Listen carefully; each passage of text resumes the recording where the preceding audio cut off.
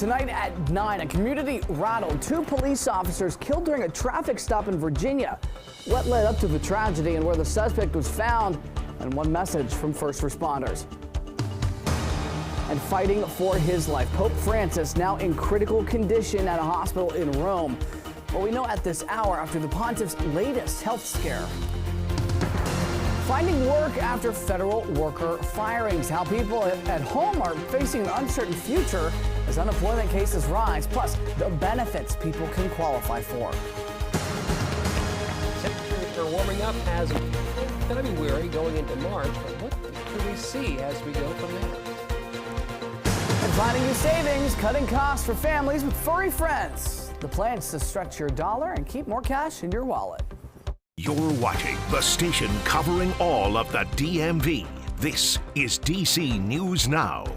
Good Saturday evening. Thank you for joining us for DC News Now at 9 o'clock. I'm Ben Dennis. I want to start tonight with breaking news. Hundreds of thousands of federal government employees now facing a ticking clock. Explain what they accomplished over the last week, otherwise possibly lose their job.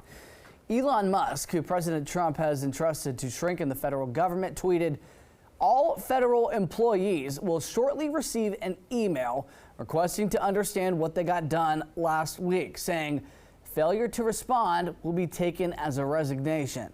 End quote. Federal employees are now getting a 3-line email instructing them to list 5 bullets of what they accomplished last week and a reply with their manager's email CC'd. That deadline is set Monday night at 11:59.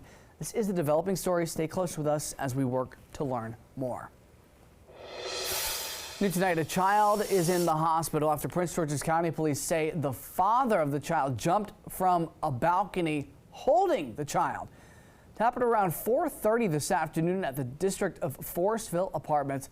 Police could not say what floor the man jumped from at the time. The child is said to be in critical condition, while police have detained the father. They could not say what prompted the man to jump. Also new tonight, a crash landing in Anne Arundel County. Officials say an 18-year-old pilot of a small plane landed in Mayo this afternoon. State police say this happened on Triton Beach Road and Shoreham Beach Road. During a preliminary investigation, police say the plane lost power mid-flight. The pilot taken to the hospital is being treated for their injuries. Overnight, an ambulance crashed with another vehicle. This was in Prince George's County. PG Fire says it happened in Bowie at 11:40 last night on Crane Highway and Harbor Way. We're told 2 fire department employees and another person were sent to the hospital. Also new tonight in Howard County, police are investigating a shooting. Left 2 people hurt near the Columbia Mall. No word on their condition. Officials say it happened close to the Lidl near Mall Ring Road. So far, no suspects in custody. Please asking folks to avoid the area for the time being. If you do have information, though, reach out to authorities. And your top story tonight. Tragedy overnight in Virginia Beach. 2 police officers were shot and killed during a traffic stop. Officers Cameron Gervin and Christopher Reese reportedly pulled over a driver, 42-year-old named John McCoy, who apparently refused the officers' commands to get out. Police say once McCoy got out of the vehicle, there was a fight and he shot both officers. The events are shocking the community. Tonight, the police chief said first responders also deserve to feel safe. We asked them to go out in this community and keep us safe from evil. And last night, evil found them. And that sacrifice is a painful reminder of the dangers our officers face and that unwavering commitment that they have to serve and protect. Police say McCoy's body was found nearby with a gunshot wound to the head, presumably self-inflicted. Congresswoman Jen Kiggans shared her condolences online about the tragedy in Virginia Beach, saying, "Our entire community mourns the tragic loss of 2 brave Virginia Beach police officers who were killed. As we await more information, please join me in praying for their loved ones and the Virginia Beach Police Department." Developing news this afternoon, several people shot inside a southern Pennsylvania hospital and people held hostage in the ICU. Officials say a man entered UPMC Memorial Hospital in York with a handgun and zip ties, allegedly shooting a doctor, a nurse, and a custodian. A police officer was also killed in a shootout. Well, the gunman is reportedly dead. We'll have more on this developing story at DCNewsNow.com. All right, to follow up here, we told you about it last night. Nearly 1,000 power customers in D.C. remain in the dark. Many left in that case for day 2. DC News Now's Dave Laval joins us from the DuPont Circle neighborhood, where a majority of these outages are ongoing. Dave, at last check, right in front of me on this computer, Pepco says nearly 1,000 customers still without power. Yeah, and that really hasn't changed as Pepco workers are dealing with 30 outages around the district, most of them here in the DuPont neighborhood. Behind me, Pepco crews are working around the clock to get the power restored. And you have some street lights that are on, but for the most part, the building to my immediate right is in the dark. And if you go further down 23rd Street, specifically the next block over, that's where you really see a vast majority of the buildings and businesses that remain in the dark. And it's been that way since early Friday morning. Let's go ahead and show you as the outages forced restaurants, a post office, and a Walgreens to close their doors, while some hotel guests found themselves without water and heat. Pepco blamed the outages on an incident to its underground system on M Street near New Hampshire Avenue. Again, as for the outages that are still in place, Pepco crews are dealing with 30 around the district, most of them here in the DuPont neighborhood, which are affecting about 1,000 people. Pepco told us that the power should be restored around 10 o'clock Sunday night. We are live in DuPont. Dave Laval, DC News Now. We'll be tracking that one, Dave. We'll see you in just about now on the CW. All right, to your weather now with Derek Bowen, meteorologist, in for Scott Sumner this weekend. Derek, I know you teased it a little bit. Possibly near spring-like temps this week. Yeah, we're looking at temperatures to bounce on up there, about 10 degrees above the average as we head into Tuesday.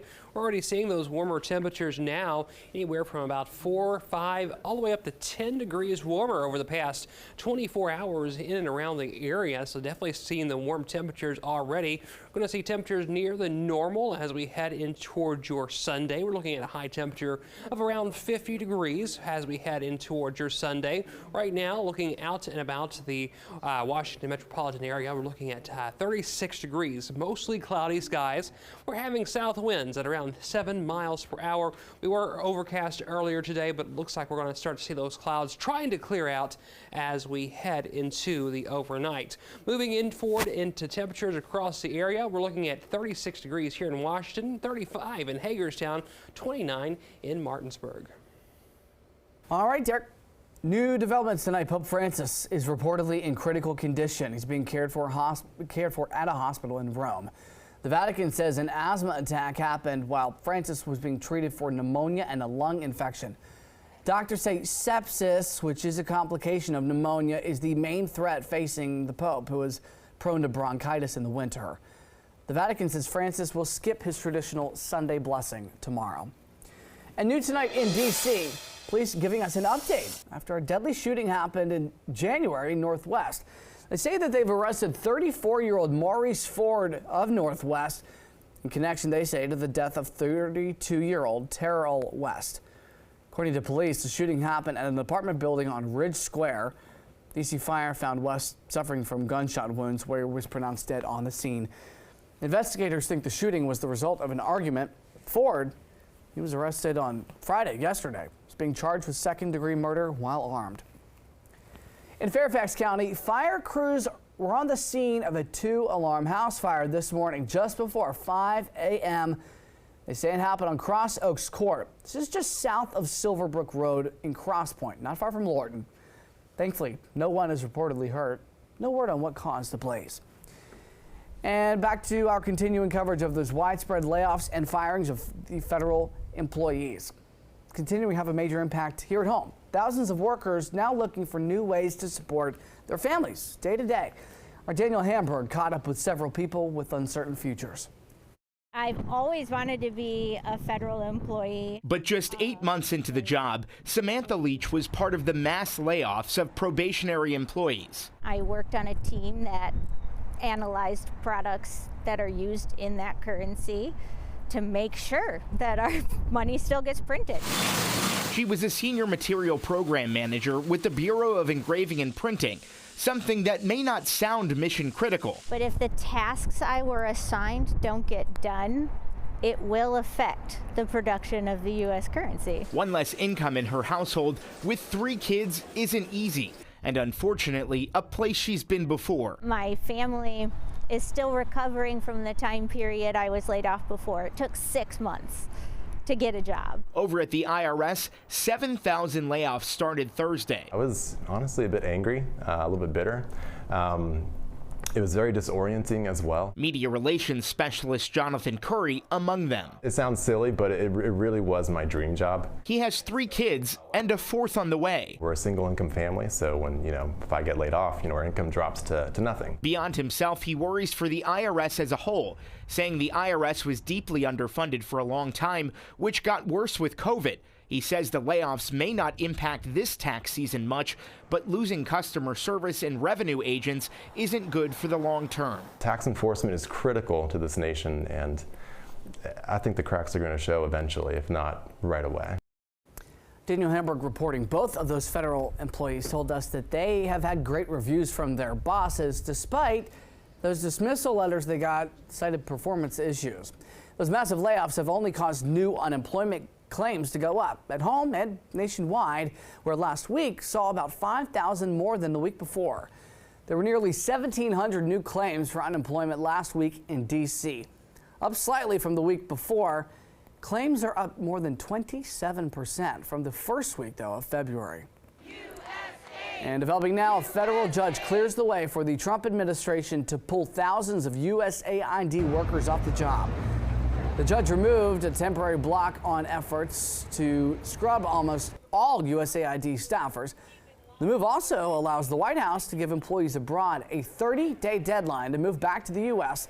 and at the government's expense. For unions, this is a big blow after suing the Trump administration.